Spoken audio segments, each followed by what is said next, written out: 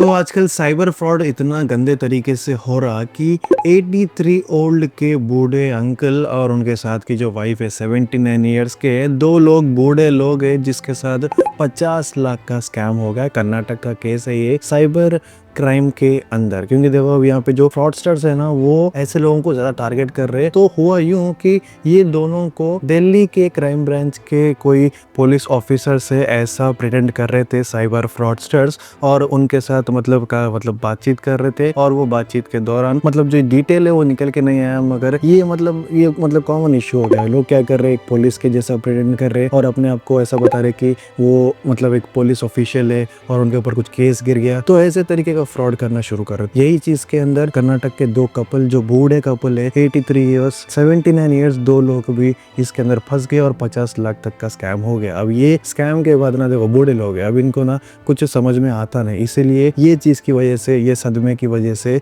दोनों मर गए। अब देखो जो बूढ़े अंकल है 83 ईयर्स के, वो अपनी जबान काट के मर गए, और जो आंटी है जो 79 ईयर्स की है वो पॉइजन कंज्यूम करके मर गए। तो देखो ये जो फ्रॉडस्टर्स है ना, इनकी कुछ धर्म पात जात कुछ है नहीं, औकात है नहीं, ये लोग किसके साथ भी कुछ भी कर सकते। ये जो फ्रॉड चल रहा ना आजकल ये बहुत ज्यादा है। ऑल ओवर इंडिया में फ्रॉड जो साइबर क्राइम है वो बहुत ज्यादा है। किसके साथ भी हो सकता, छोटे से छोटे बच्चे से लेके इतने बूढ़े तक भी। अगर आपके साथ ऐसा कुछ हो रहा, आपको ऐसा कुछ भी भनक लग रही, तो साइबर क्राइम के जो वेबसाइट है उसके ऊपर जाओ, जाके कंप्लेंट दर्ज करो, मगर ऐसी कुछ हरकत करो नहीं, क्योंकि देखो 50 लाख का स्कैम भी हो गया और दोनों मर भी गए। अब जो फायदा है वो बस साइबर के जो क्रिमिनल्स है उनको हुआ और किसी को हुआ नहीं। ऐसी जो घटना हो रही है ऐसे ज्यादा होते जा रहे। सबके साथ ये चीज शेयर करो कि अगर कोई भी साइबर क्राइम करा रहा आपके साथ, मतलब कोई प्रिटेंड कर रहा कि पुलिस ऑफिशियल है या फिर कोई ब्लैकमेल कर रहा, कुछ भी कर रहा, जो भी सोशल मीडिया पे चल रहा, अगर आपके साथ ऐसा हो रहा, इसके बारे में पुलिस पे कंप्लेंट दो, मगर ऐसी कुछ हरकत करो नहीं। और जो